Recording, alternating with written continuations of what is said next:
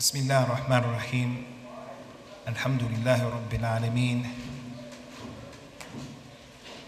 والعاقبة للمتقين وصلوات الله والسلام على نبينا الأمين وعلى آله وأصحابه أجمعين وعلى من تمسك بسنته بإحسان إلى يوم الدين ثم أما بعد فإن خير الكلام كلام الله سبحانه وتعالى وخير الهدى هدى رسول الله صلى الله عليه وعلى آله وسلم وشر الأمور محدثاتها وكل محدثة بدعة وكل بدعة ضلالة وكل ضلالة في النار. From the fundamentals that I mentioned earlier, which are from the Sunnah of Allah Subhanahu wa Ta'ala, as he mentioned in the Quran, Sunnatullahi fil ladhina khalaw min qabl walan tajida li sunnatillahi tabdila. Allah mentioned a group of people who did wrong and he destroyed them, and he said this is the Sunnah of Allah, to destroy those people. This was the Sunnah of Allah that he used to deal with the people who went before, and you will never find in the Sunnah of Allah any change. In this universe, Allah has rules and regulations. One of the Sunnahs of Allah is, as you do, it will be done unto you. You do good, Allah Ta'ala will do good by you and for you. In tansurullah yansurukum wa yuthabbit aqdamakum. If you people help Allah, Allah help you, and He'll establish your feet firmly. وَلَا تَكُونُوا كَالَّذِينَ نَسُوا اللَّهَ فَأَنْسَاهُمْ أَنفُسَهُم. Don't be like the people who forgot about Allah, so He forgot about them. As you do, it's going to be done unto you. That's the Sunnah of Allah Azza wa Jal. We mentioned some other Sunnahs earlier. One of the Sunnahs of Allah that I want to mention right now, before I even begin, and I hope you brothers continue to take this with you because it's important. One of the Sunnahs of Allah Azza wa Jal is the importance that we should place upon learning the simple and easy forms of knowledge before we learn the more complicated forms of knowledge. People have to learn the basics of the religion before you engage in learning the higher aspects of Al-Islam, learning the Arabic language, learning how to read the Quran properly, how to memorize the Quran, learning the ABCs of Al-Islam before you go and engage in learning sciences like usulul fiqh that are a bit more complicated. You're in a madhab, you have to learn the books of the madhab that are simplistic, easy to understand before you learn the more difficult books of the madhab. That's a Sunnah of Allah Azza wa Jal. And that's why we've been commanded in the Quran to take our religion from what Allah described as the Rabbaniyin, those scholars who are Rabbani. The scholar who's a Rabbani, he's the scholar who teaches the people the simple knowledge before he teaches them the big knowledge. That was what Imam Bukhari said. Imam Bukhari, he said that. So with that, I want to bring something to your attention before I even begin my talk, inshallah. Is an incident that transpired with the Prophet Sallallahu, collected in the Sunnah of Imam Abu Dawood. Rasulullah was on a trip with his companions. They were on a journey and it was hot. So he was sent as a rahmah to the people. He wasn't sent to make things difficult upon the people. So it was midday and he decided to take a rest for himself, but especially for his followers. The sun was beating them in the head. They had a long way to go. So he decided to pitch his camp in this particular place. When everyone stopped at that place, people got in where they fit in. Everyone went to a place that he perceived as being a comfortable place for him, seeking refuge from the sun, the heat of the Arabian sun. The Prophet ﷺ looked out of his tent and he saw the people were all over the place. Some people over there, some people over there, some people here, some people over there. He took his head out and he said to the people, Sallallahu Alaihi Wasallam, radiyallahu anhum ajma'een, Mali arakum izin. Inna tafarruqukum hadha lamin shaitan. So what is this that I see you people divided amongst yourselves like this? He's over there, he's over there, he's over there. He said, this division and this way of sitting is from the shaitan. The narrator of the hadith is Kunya's Abu Tha'laba al-Khushani. He said, after we heard that statement from the Prophet Sallallahu, the companions, we never came together in a place where he spoke, except that we all came together and we came close. To the point if you threw a blanket out, the blanket would not hit the floor because it was going to hit the people who were sitting there. So I bring that to your attention, Ikhwani, because this is from the etiquettes of Muslims coming together. From the etiquettes of Muslims coming together. Muslim men, when we come to the masjid, when we come to an auditorium, when we go to a lecture, not here only, any and everywhere in the dunya, from the etiquettes that the Prophet taught his companions, sallallahu alaihi wasallam, radiyallahu anhum ajma'een, basic, simple issue of coming together. And in coming together, there are a lot of social and psychological benefits. Now is not the time to explain that. Now is not the time to explain that. But I want to bring to your attention that the way we're sitting right now, Islamically, is not acceptable. It wasn't the way of the Prophet and his companions. The way that we're sitting right now is not the sitting that Allah Azza wa Jalla loves. So if you can, come forward and fill in the blanks and get as close to one another as possible.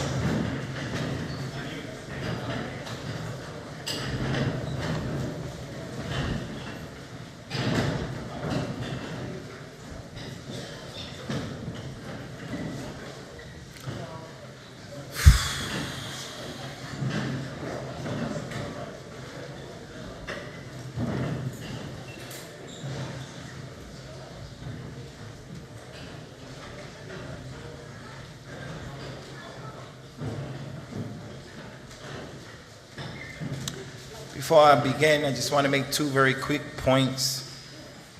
Some of you may be aware of the program, the unjust, problematic program that they call Dispatches, in which they took the words of many of the speakers out of context, and they showed people making statements, and they were out of context, and they made a lot of problems. I was one of the victims of the program. The security forces of this country, they're looking at me. They're trying to figure out, am I a radical? They know that I'm not a radical. They know that I'm not an extremist, inshallah. But the devils from amongst them, because there are people with devils from amongst them, if they're here, they may say, you see the control that he has over them? He controlled them and he made them move from there and they came forward. This man is dangerous. We just want to set the record straight.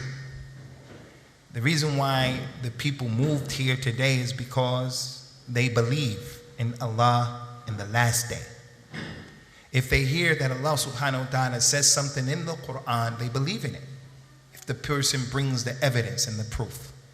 And if the person brings the proof that the Prophet of Islam Sallallahu did a particular thing and his companions followed suit, then the Muslim who's worth his weight in salt, he's going to try to imitate that and emulate it to the best of his ability, as we mentioned earlier.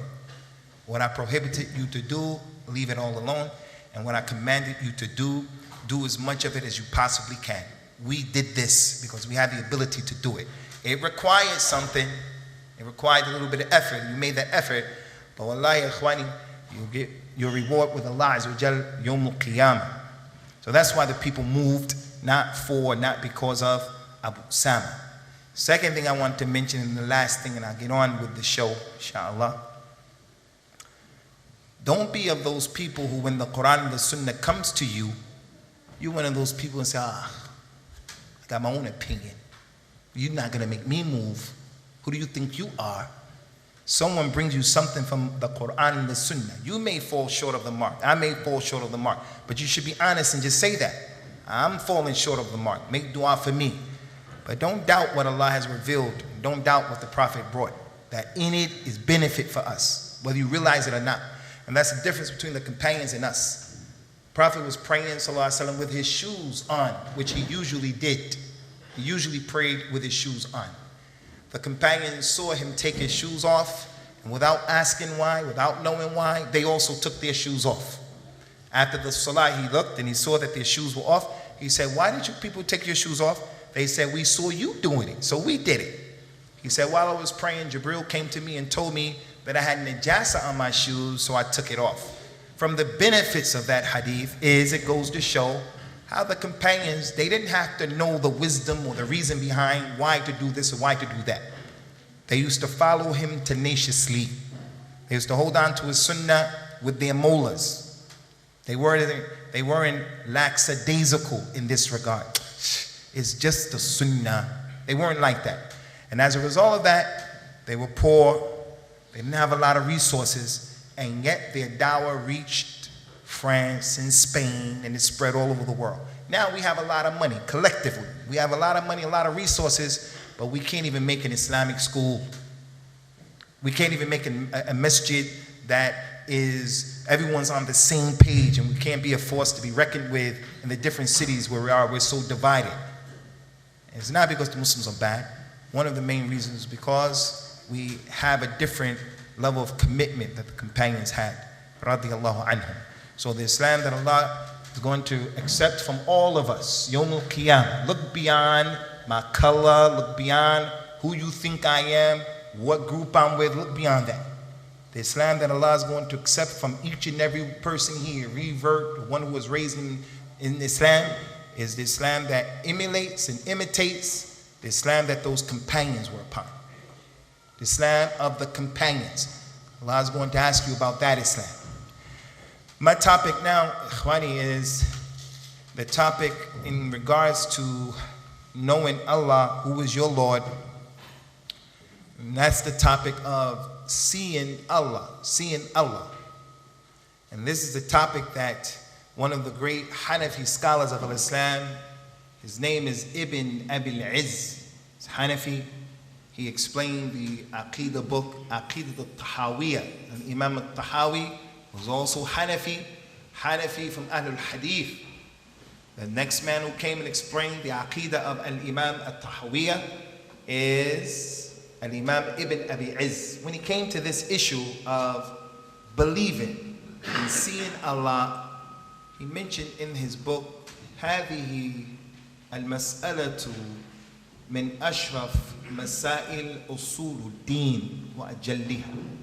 This issue, he said, a scholar of Islam, this issue of seeing Allah, the belief that we have to have, that people will see Allah Azza wa Jal, is one of the most noble and one of the most illustrious topics in the fundamentals of the religion. From the fundamentals of the religion. Many people, they say, I believe in Allah, but we think believing in Allah is just that, a kalima. I believe in Allah, and that's it. But there's a lot connected to believing in Allah. You have to believe in what He does, what He doesn't do, where He is, where He isn't. What our brother and our companion and our colleague put forth before us, Abu Imran. You have to believe in the names and the attributes of Allah a particular way. He's not born. He doesn't have children. He's not a human being. He has characteristics, unlike the characteristics of the humans and the creation and so forth and so on. It's not enough just to say, I believe in Allah. Because the people of Quraysh, they used to believe in Allah. The Prophet's father, Sallallahu Alaihi Wasallam, his name was Abdullah. Before Rasulullah was created, his father's name was Abdullah. There were other people in the Arabian Peninsula, they had that name, Abdullah. Allah mentioned their statement in the Quran when they were asked about the idols at the Kaaba, why did they have them? And they said that they had those idols, ma yuqarribuna ila Allah illa zulfa. We have these idols because they get us close to Allah. They believed in Allah, but they believed in Allah the wrong way. Believed in Allah the wrong way. So the point is, you just can't say you believe in Allah without believing in the many details that come to us in our religion. And they are many, many. Part of our belief in Allah is believing what He established in the Quran and what the Prophet established in the authentic Sunnah Sallallahu Alaihi Wasallam, and that is that the people will see Allah. Certain people will see Him and certain people won't see Him. I'm bringing this to your attention, Ikhwani, not as brothers, not as a technical piece of information. But I'm bringing this to your information because it's from the fundamentals of the religion, from the usulul deen, the basics of the religion. Scholars used to put this in their books. There's not a book of hadith, Sahih Bukhari, Muslim, Abu Dawud, at-Tirmidhi, An-Naseeha, Ibn Majah, and Muwatta of Imam Malik. There's not a book of hadith except that this issue is in there. All of the books of Aqidah, all of them, they bring this issue. And the people of Al-Islam, they believe that certain people will see Allah and so certain people won't see Allah. So I want to bring this to your attention because it's connected to the topic. I want to bring this to your attention so that you'll understand the issue correctly, because from the fundamentals of the religion. And I want to bring this to your attention in the hopes that we'll be encouraged and inspired to do the things to make us of those people who we get an opportunity to see Allah subhanahu wa ta'ala. As you'll see, the reward of it is tremendous. Before explaining the issue, there's one very important, vital thing that I have to mention to you at the top of the list. You have to buy into this and get your head around it, and that is, no human being, no Rasul, no Nabi, no human being has the ability to see Allah in this dunya. Rasulullah Sallallahu alayhi wasallam, Musa, Isa, no human being has been created with the ability to see Allah subhanahu wa ta'ala. It's impossible. Why is that important? That's important because when the Dajjal comes, he's going to claim that he is Allah. 3 years before the Dajjal comes, the Prophet says, sallallahu alaihi wasallam, in the 3rd year before he comes, the sky is going to hold back 1/3 of its rain, and the earth will hold back 1/3 of its vegetation. The 2nd year before he comes, 2/3 will be held back from the sky and the earth. The 3rd year, no rain and no vegetation. He's going to come out and the people are going to be in that condition. They're going to be hungry. They're going to be in a drought. They're going to have problems. People are tricked in their religion with lesser in degree of what the Dajjal has. People sell their religion now for a miserable price. And they don't have a fraction of the tricks that the Dajjal has. They don't have a fraction of it. He will come to the people in that condition. The Prophet told us, sallallahu alaihi wasallam, he'll go by a group of people, he'll have the ability to travel throughout the earth, and he'll travel by the speed of the rain being pushed by a strong wind. No one can kill the Dajjal. Umar radiallahu anhu, he wanted to kill the boy Ibn Siyad, who they thought was the Dajjal. He said, Ya Rasulullah, let me kill his boy. Rasulullah said, you'll never be able to do it. You'll never be able to do it. Only one person can kill him. Who is that person? That's the only person who can kill him. No one else has the ability. You go to grab him, he'll leave this place and he'll be in Mogadishu in Somalia. That quick. Some people who don't have belief in Allah, they think you guys are crazy. You believe in that kind of stuff? Wallahi, we believe in that. That's our religion. We believe in that. Rasulullah said it, we believe in it. That's what he said. The Dajjal will come to a city, and in that city, some people have iman and they'll disbelieve in him. They'll say, you're the Dajjal.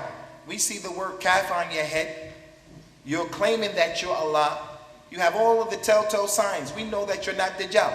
As a result of that, they're going to have more problems in the place where they live. The rain won't come down, no vegetation. He'll go by another group of people. He'll say, I'm your Lord. They'll say, we believe in you. As a result of that, the rain will come down. The vegetation will come out. Their animals are going to give birth to babies. The animals that are there are going to become fatter. It's a fitna. Shubahat, a fitna. So he told everyone here, if the Dajjal comes, don't go to listen to him and to see him be inquisitive. Go the other way. Because a man would think his religion is strong, but he goes to the Dajjal, and Dajjal will change your religion. He will come to a man who has some doubt. Is he Allah? Is he not Allah? He'll say, if I bring your mother and father alive, will you believe that I'm the Dajjal? I'm Allah? His mother was dead for 15 years, 20 years. He was close to his mother. He missed his mother, missed his father. The Dajjal would turn into his mother and his father, and they will come to the boy and say, son, Ya bunayya, ittabi'hu, innahu rabbuk. Follow him because he's your Lord. And people will follow them. Prophet said that his Jannah, with him is the Jannah and the Nar. His Jannah, his reality is his fire, and his Nar, the reality of it is the Jannah. You can't tell. So the point of all of that is, Ad-Dajjal, anyone who comes and he says he's Allah, one of the signs that you know he's a liar is this issue. And that is, in this hayatud dunya, you cannot see Allah. You don't have the ability to see Allah. Isa ibn Maryam was seen. Rasulullah Sallallahu Alaihi Wasallam was seen. Ali ibn Abi Talib was seen. Ad-Dajjal will be seen. And therefore you know that's the biggest dalil proof that he is a kadhab. He's a liar. Musa Salawatullahi Wassalamu alayhi is one of the major prophets and messengers in Islam. One of the 5 major messengers. They're called the Ulul Azm, the main prophets. وَاصْبِرْ كَمَا صَبَرَ أُولِي الْعَزْمِ مِنَ الرُّسُلِ. Be patient, Ya Muhammad, how the major prophets were patient. Nuh, Noah, Ibrahim, Musa, Isa, Muhammad. They are the 5 major prophets who are mentioned over and over, and their stories in detail in the Quran. Musa is known as the Kaleem of Allah. We have to believe that Allah speaks, and He spoke to Musa. وَكَلَّمَ اللَّهُ مُوسَى تَكْلِيمًا. Allah spoke to Musa. We believe in that. He was strong. He was very strong physically. He punched the man from the Egyptians with one blow. Not only did he knock him out, but he killed him. He slew him right there. Musa hit the rock with his staff. He put a dent in the rock. The angel of death came to Musa to take his life in the form of a man. Musa punched him in his eye and knocked his eye out. Musa was strong. All of those hadith, Bukhari and Muslim. Musa, when he went to the mountain, he asked Allah subhanahu wa ta'ala, as Allah said in the Quran, وَلَمَّا جَاءَ مُوسَى لِمِيقَاتِنَا كَلَّمَهُ وَكَلَّمَهُ رَبُّهُ قَالَ رَبِّ أَرِنِي أَنظُرْ إِلَيْكَ قَالَ لَن تَرَانِي وَلَكِنْ انظُرْ إِلَى الْجَبَلِ إِنِ اسْتَقَرَّ مَكَانَهُ فَسَوْفَ تَرَانِي. And remember when Musa came to our meeting place and your Lord spoke to him. Musa said, oh my, give me the ability to look at you. Allah said, you will never be able to see me. But look at the mountain. If the mountain remains in its place, then you'll be able to see me. فَلَمَّا تَجَلَّى رَبُّهُ لِلْجَبَلِ جَعَلَهُ دَكَّ وَسَعِقَ مُوسَى. When Allah manifested Himself to the mountain, He made the mountain crumble. Allah manifested something of His light to the mountain. It crumbled and rent asunder and it became dust. And as a result of that, Musa fell unconscious because he couldn't handle it. The Prophet said the first person who will be raised up Yawm al-Qiyamah, the angel will blow the horn. Everyone will lose consciousness. Everyone who's living at that time. Malaika, everyone. And then he'll blow the horn again. Rasulullah said, I will be the first one who will wake up to come out of that situation. And when I come through, I'll see Musa standing there holding on to the throne of Allah. And I don't know, was he awakened before me or was he exempted because of what happened on that day? The Prophet said, Sallallahu Alaihi Wasallam, Allah manifested, he did his finger like this, to the mountain, the tip of his pinky, the tip of the pinky, the tip, this part. And Rasulullah went like that. In believing in Allah, Allah has hands, Allah has fingers, but his hands, his fingers, not like the creation. You can't have a problem with that. That's what the hadith said. We don't know how it is. He manifested this much and it caused the mountain to rent asunder. Musa fell out. The point is, a Dajjal can't be Allah because you will be able to see him. You will be able to see him. By Yawm al-Qiyamah, the people will be able to see Allah. Yawm al-Qiyamah, the believers will be able to see Allah.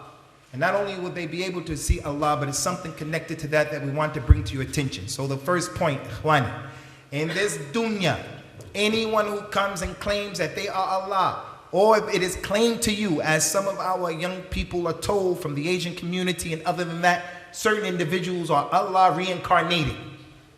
Allah reincarnated. No one can see Allah. No one's created from the nur of Allah. No one knows all of the knowledge of Allah. Allah doesn't have sons, doesn't have daughters, none of that. All of that is from what the Kuffar of Quraysh used to believe, that the angels were the daughters of Allah. Allah married the jinn, And between the jinn and Allah came the angels, the daughters of Allah. As it relates to Yawm al-Qiyamah, people will be able to see Allah who believe in Allah. As he mentioned in the Quran in Surah Qaf, Allah Ta'ala mentioned, وَمَا يَشَاءُونَ إِلَّا إِن يَشَاءَ اللَّهُ. Or he mentioned in the Quran, وُجُوهٌ يَوْمَئِذٍ نَاظِرَةٌ إِلَى رَبِّهَا نَاظِرَةٌ. On that day, the faces of the believers will be illuminated. They will have light on them. The light will be a result of their iman. The light will be as a result of the wudu that they used to make. The light will be as a result of the prayers, the salat that they used to do. Wajib salat and other than that. On that day, their faces will be illuminated and they'll be looking at their Lord. They will be looking at their Lord, able to see him. He subhanahu wa ta'ala mentioned in another ayat of the Quran, لَهُمْ مَا يَشَاءُونَ فِيهَا وَلَدَيْنَا مَزِيدٌ. In Surah Qaf, he said that the people in the Jannah, they will have whatever they want in the Jannah, and we have a mazid. I think this word is Urdu word. It's found its way into the language of most Muslims. Ziyada, Yazid. They will get whatever they want in the Jannah, and we also have a mazid, which means an addition. Whatever they want in Jannah, they'll get it, and they'll get something in addition to that. Ali ibn Abi Talib, Anas ibn Malik, Abdullah ibn Mas'ud, they said that this addition is the ability to see Allah subhanahu wa ta'ala Yawm al-Qiyamah. Another ayah from Surah Yunus. Allah ta'ala said about the believers, لِلَّذِينَ أَحْسَنُوا الْحُسْنَى وَالزِّيَادَةِ.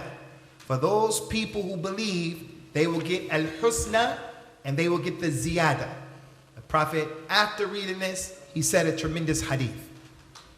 This hadith, which has been collected by the Imam Muslim, قال صلى الله عليه وسلم إذا دخل أهل الجنة الجنة وأهل النار النار نادى مناد يا أهل الجنة أن لكم عند الله موعدا ويريد أن ينجزكموه قالوا وما هو ألم يثقل موازيننا ويبيض وجوهنا ويدخلنا الجنة ويجرنا من النار ثم يكشف عن الحجاب فينظرون فما أعطاهم شيء أحب إليهم من النظر إليه وهي الزيادة.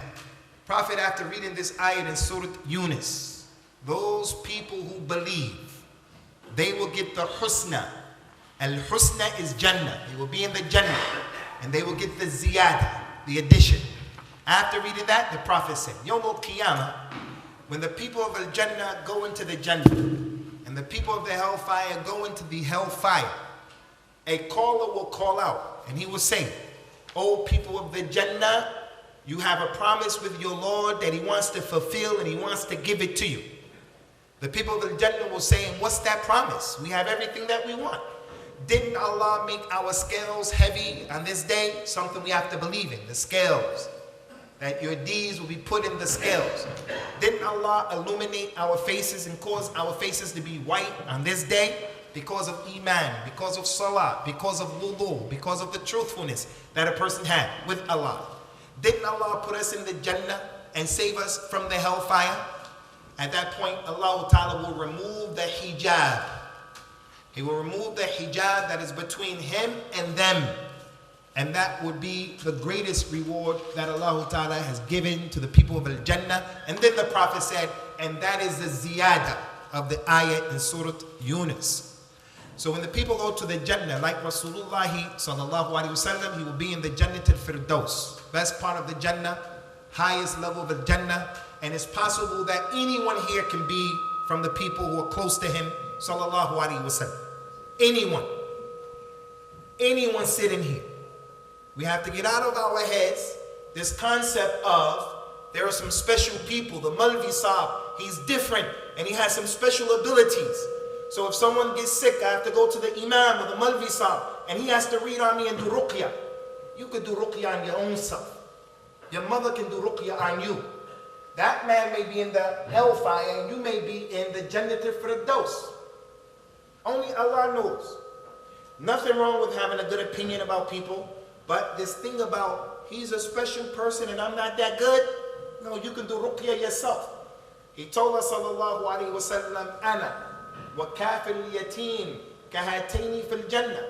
I, sallallahu alayhi wa sallam, will be with the one who takes care of an orphan and will be like this in the Jannah. So if you take care of an orphan, your sister's child died, the father of a child dies who's connected to you. He's an orphan. If he loses his father and he's an infant, he's small. You take that child and you take custody of him and you raise him up. You'll be like that with the Prophet ﷺ in Jannah. Although you know your situation. You may not be the most righteous person. So anyone can be close to him if Allah Ta'ala gives him that blessing. The point here is that Rasulullah Sallallahu Alaihi Wasallam, he'll get all of those things in Jannah. And yet, the greatest reward of a Jannah, the greatest reward is when Allah Ta'ala removes the hijab, the partition, the curtain that exists between him and his creation. That's the greatest reward of a Jannah. I have to take a few minutes out, Ikhwani, and share with you some information about this hijab. This hijab. Prophet told us about the hijab of Allah subhanahu wa ta'ala. لو كشف عن حجابه لأحرقت سبحات وجهه ما انتهى إليه بصره من خلقه. If Allah were to remove the hijab that exists between him and his creation, the countenance and the splendor of his face, it would destroy and annihilate everything that his eyes can see. The sight of Allah is infinite. Allah sees everything. He sees the black ant crawling down the black rock in the middle of a black cave. He sees it and he hears it. Because he sees and he hears in a way that fits his majesty. Therefore, if he can see that ant, he can hear and he can see when we're making ghiba. He can see and he can hear when a person is carrying on illicit relationships. You may go and you may buy the liquor from the non-Muslim liquor store because the guy there, he doesn't know you. Allah sees, although the people don't see. Allah sees and hears everything. So for as far as his sight goes, if he were to remove that hijab, everything where he can see will be destroyed and annihilated. So the hijab of Allah is a rahmah to us. That's part of what we have to believe. That's what the Prophet says, Sahih Muslim. That if he were to remove the hijab, then everything will be burnt up in this dunya. The dunya doesn't have the ability to carry the weight of Allah subhanahu wa ta'ala's, the splendor of the countenance of his face. Doesn't have the ability. Allah never spoke to a human being except behind that hijab. He said in the Quran, وَمَا كَانَ لِبَشَرٍ أَن يُكَلِّمَهُ اللَّهُ إِلَّا وَحْيًا أَوْ مِنْ وَرَاءِ hijab. It is not acceptable. It is not possible for Allah to speak to any human being except through revelation and from behind a hijab, except one person. 50 pounds for the person who knows that one person. Who was the one person that Allah Ta'ala spoke to and there was no hijab between him and Allah? Who knows? No one, Ummatul Islam, not a single person. I can't blame you. I can't blame you. If you don't know, don't guess. That's our religion. If you don't know, say Allahu Alam. There's nothing wrong with that. The problem is when people don't know and they start guessing and talking. There's a companion, his name is Jarir ibn Abdullah. He's one of the 6 companions who narrated the majority of the hadith. Abu Huraira, Abdullah ibn Umar, Abdullah ibn Abbas, Abdullah ibn Zubair, Abdullah ibn Amr ibn al-As, Aisha, Jarir ibn Abdullah. He was walking one day and he was sad. Rasulullah said, "What's the matter, Jarir?" He said, "Ya Rasulullah, my father was killed. He was killed in the battle of Uhud. He got the shahada. He became a person who was shaheed." Rasulullah said, "Should I not tell you of what transpired and how your father met Allah?" He said, "Tell me." Rasulullah told him, sallallahu alaihi wasallam, that there was never a human being except that Allah spoke to him from behind a hijab. Every human being, from Adam to every human being. He said, except your father. Allah spoke to your father directly. And Allah said to your father, wish, hope whatever you want, tell me, what is it that you want? Your father, Abdullah, said, oh Allah, what do you people think he said? We have one brother raise his hand. Before we asked that brother what he said, he didn't say, oh Allah, send me back, let me get the collection, Michael Jackson's collection of all of the music that he had. Let me get all of the money Michael Jackson had, or put the debt on the side. He still has $1 billion worth of property and other stuff.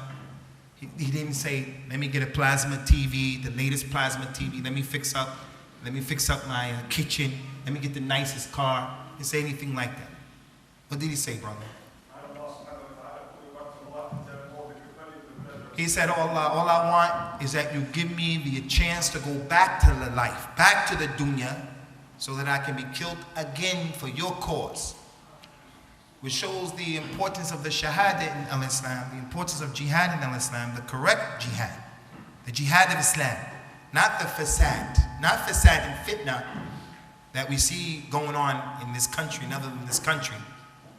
The jihad of Islam. I just want to go back so I could come back, get killed, and get this reward again.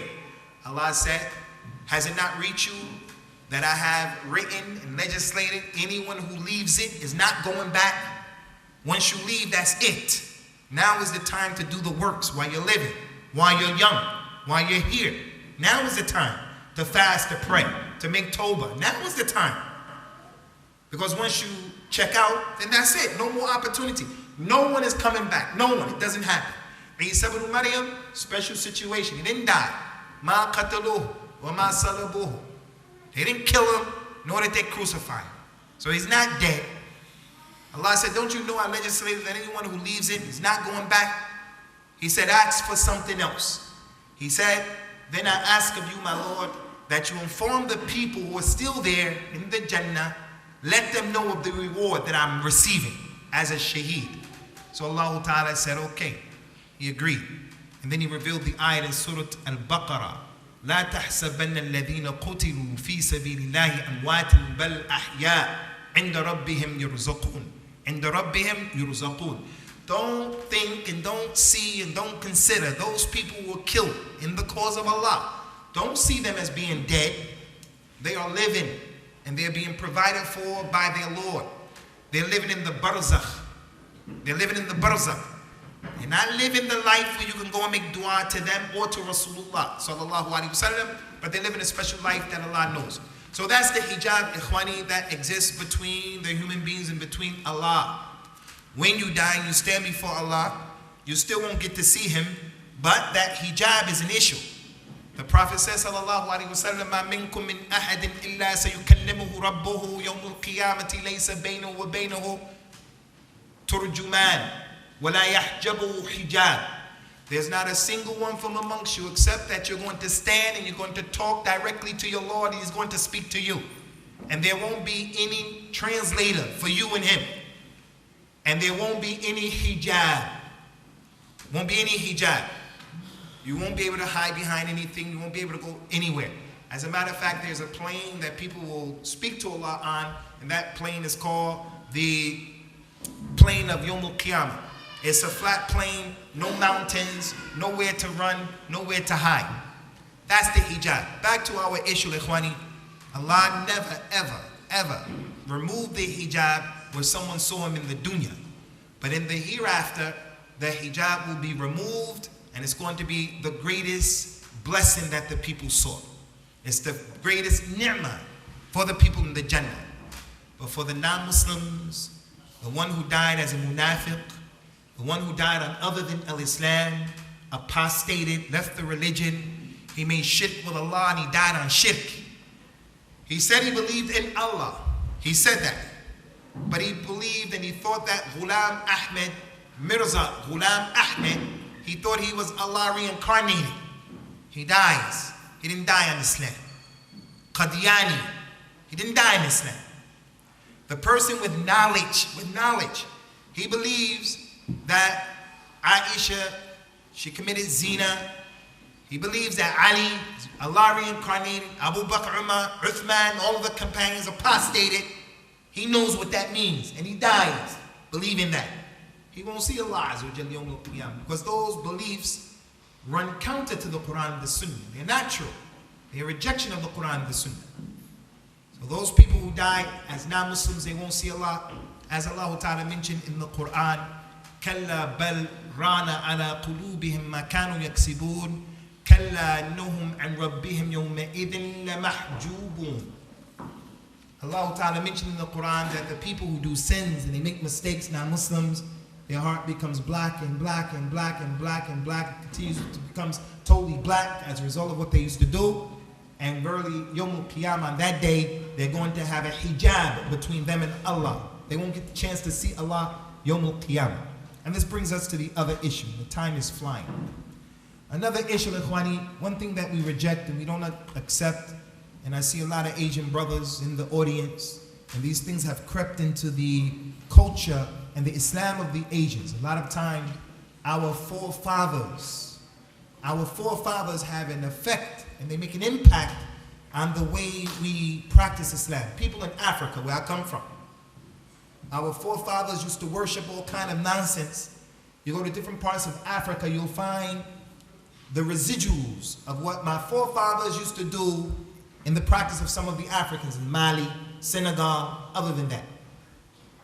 Asians, forefathers were from India. We have a lot of things, residuals. Not everybody, but it happens. Anyway, the point that I want to make is going overboard in people is not acceptable. Like going overboard with the Prophet Sallallahu.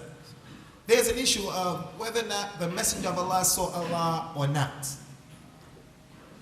There are some indications that show that he did see Allah. There are indications that he did see Allah, but we have to understand those indications in light of the totality of the Quran and the Sunnah. And what was collected by Imam Muslim, our mother Aisha radiallahu anha, she's from the awliya of Allah, she will be in the best part of Jannah with her husband, the Rasul of Islam sallallahu, no doubt. She was sitting there with one of her students from the Tabi'een, his name is Masruq, from the tremendous scholars of the Tabi'een. And she said to him, whoever claims that Muhammad saw his Lord, he has made a big lie. He made a big lie. Whoever claimed that and believes that Muhammad saw Allah, he has made a big lie. Because she heard that Abdullah ibn Abbas was telling the people that Rasulullah saw Allah. Ikhwani. If you look in fiqh, how to pray, how to read, this, that, there's ikhtilaf between the scholars, between the companions. There's some differences of opinion, and we have to learn how to differ with one another. But in the Aqidah of Al-Islam, there are only 3 or 4 issues that the companions had ikhtilaf in. Only 3 or 4. They differed. Will the dead person be punished because of his relatives who are screaming and crying? Some say yes, some say no. They had a difference in the Dajjal. Who was it? Some of them said that that boy Ibn Sayyad was Dajjal. Some said no, he wasn't the Dajjal. Some thought even after the death of Rasulullah, this boy is the Dajjal. Some of them used to say, Wallahi, he's the Dajjal. They had ikhtilaf in that. The companions had a difference, ikhtilaf, in this issue. Did the Prophet see Allah or not? You're not going to see a lot of ikhtilaf. Did Allah have a hand? Does Allah come down? Does Allah speak? Does Allah laugh? Is Allah shy? They didn't have that ikhtilaf. These 3 issues, 3 or 4 issues, and that's it in Aqidah. Aisha heard Abdullah bin Abbas was saying, Rasulullah saw Allah. She said, my hair is standing up on the ends. Someone will say that. Anyone who says that the Prophet saw Allah, he has made a tremendous lie. Masruq was there, he said, O mother of the believers, Ya al-Mu'mineen, take it easy, take it easy. She's the Shaikh, she's the scholar, she's the mother. When he perceived the Shaikh, the teacher, the scholar saying something incorrect, he had etiquette, he had respect, but he wanted to bring her attention to something. He said, take it easy. Allah said in the Quran, وَلَقَدْ رَآهُ بِالْأُفُقِ الْمُبِينِ. Verily he saw him in the clear horizon. And Allah also said, Ya al-Mu'mineen, with respect to the Shaykh, to the scholar, to the mother, to the teacher. Allah also said in the Quran in Surah An-Najm, وَلَقَدْ رَآهُ نَزْلَةً أُخْرَى عند السدرة الأولى عند السدرة المنتهى. He saw him another time at the lotus tree. Aisha said, no, you take it easy. The Prophet told me, sallallahu alayhi wa sallam, Sahih Muslim, the Prophet told me that he saw Jabril, that these two ayahs are referring to Jabril, and that he saw Jabril only 2 times in his real way. And it was on these 2 times. Jabril came to him at this time with the 600 wings, and he filled up the distance between the horizon. So Aisha understood that the ayat was referring that Rasulullah Sallallahu saw Jabril, and the ayat is not referring to the fact that the Prophet Sallallahu saw Allah. The ayats are referring to Jabril. But it is, as I mentioned, a point of differences, and that is because the Prophet came out to his companions after he did the Isra wal Mi'raj, when he was taken from Mecca to Bayt al-Maqdis. From Bayt al-Maqdis, he went to the 7th heaven, and then he met with Allah. When he came back, they said, what did you see? He said, Ra'aytu Rabbi al-Bariha. I saw my Lord yesterday. They said, how would he look? How did he look? He said, Nurun anna ara. It was light. How can I see? That's an authentic hadith. He said, I saw my Lord yesterday. So how do we understand the issue, Ikhwani? The Prophet ﷺ was living. He didn't see Allah with the naked eye.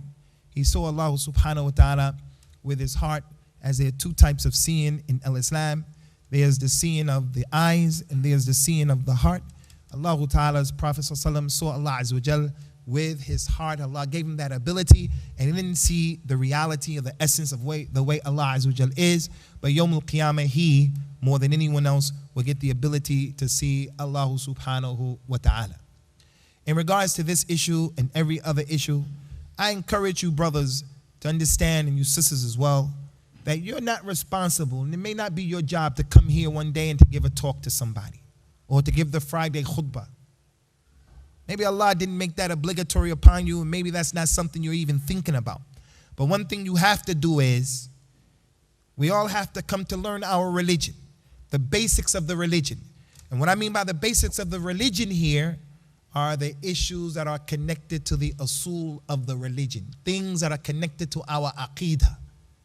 So that Yawmul Qiyamah, or before that, in the grave, when the person is asked, who is your Lord? He can answer correctly. He's not like the people of Quraysh who made crazy statements about Allah subhanahu wa ta'ala. They believed in Allah. But yet, Yawmul Qiyamah, they're going to come and say, I don't know who my Lord is, because they made shirk with Allah. They called on other than Allah. They thought that they were intercessors other than Allah. They thought that people have powers and abilities other than Allah. No one has power. No one has ability except Allah. Even Rasulullah, for all of his level, for all of how he is, he doesn't have any power. And we've been taught this in so many lessons of the Quran and the Sunnah. He, sallallahu alaihi wasallam, in the battle of Badr, the people hit him in his tooth and knocked his tooth out. They hit him in his head. They split his head. He said, كَيْفَ يُفْلِحُ قَوْمٌ شَجُّوا نَبِيَّهُمْ. How can a group of people ever be successful? They broke their prophet's head. They broke the prophet's head. The Salatul Fajr the next day, in the Salat, he started making the qunut, in which he made dua against the leaders of Quraysh. He was asking Allah to curse some of the people of Quraysh who broke his head and broke his tooth. Allah Ta'ala revealed the ayah of the Quran, لَيْسَ لَكَ مِنَ الْأَمْرِ شَيْءٍ أَوْ يَتُوبَ عَلَيْهِمْ أَوْ يُعَذِّبَهُمْ. You don't have anything to do with it, Muhammad, whether Allah forgives them or Allah guides them or punishes them. You don't have anything to do with it. Those people that he was making dua against, Allah guided those 4 men to al-Islam, and they became companions. They became companions. So if the Prophet ﷺ, concerning his own situation, he doesn't know who's going to become a Muslim if Allah doesn't tell him. So why do we go overboard, attribute to him what he doesn't deserve? Sallallahu alayhi wa ala alihi wa sallam. Laysa alayka hudahum, walakin Allah yahdi man yasha. You can't guide those who you want to guide, Ya Muhammad, but Allah guides those who He wills to guide. That ayah was revealed because of his uncle, Abu Talib. Rasulullah couldn't guide his uncle to Islam. He didn't have the ability. And he's the closest man to him and helped him out a lot. So it's not acceptable, ikhwani, for a person to claim that he's a Muslim and to remain ignorant about the fundamentals of the religion that go against. We have ideas that go against the fundamental principles of our religion and the aqidah of the theology and the aqidah of al-Islam, the ideology of what the Quran and the Sunnah has established. So I encourage you, encourage the women, encourage your children. We have to take the time out to come to learn the religion of al-Islam to the best of our ability, put a lot of focus and a lot of emphasis on the basics of the religion, the ideology, who Allah is and who Allah isn't, what He does and what He doesn't do, all of those things that we have to believe in, connected to Yawmul Qiyamah, all of those things that we have to believe in, connected to what is in the unseen. And there are a lot. If you leave yourself and you don't study, and you don't learn at all, then what'll happen is you may become one of those people who he's worshiping Allah and he's just worshiping Allah just based upon his whims. وَمِنَ النَّاسِ مَنْ يَعْبُدُ اللَّهَ عَلَى حَرْفٍ. He's not really worshiping Allah the correct way, on the whim only. The Dajjal comes to him and finds it easy to blow him off of the Sirat al-Mustaqim. The Dajjal comes to him and he doesn't know. It's impossible for me to see Allah. I don't care how many tricks you have. I don't care how many tricks you have up your sleeve. You bring anybody back to life. I know you can't be Allah, because Allah can't be seen in this hayat of the dunya. This is my reminder and what I wanted to present here to you brothers and sisters here today. And we ask Allah subhanahu wa ta'ala to accept it from us and from you, to put it in the mizan of the hasanat of all of you, as well as the brothers who have organized this particular seminar. And we call you and encourage you brothers here in this area and other than this area to continue to support the brothers at the An-Naseeha program, this foundation, as well as the other local messages that are calling the people to the importance of coming to learn the unadulterated Sunnah and way of understanding and practicing the religion of al-Islam. أقول قولي هذا واستغفر الله لي ولكم.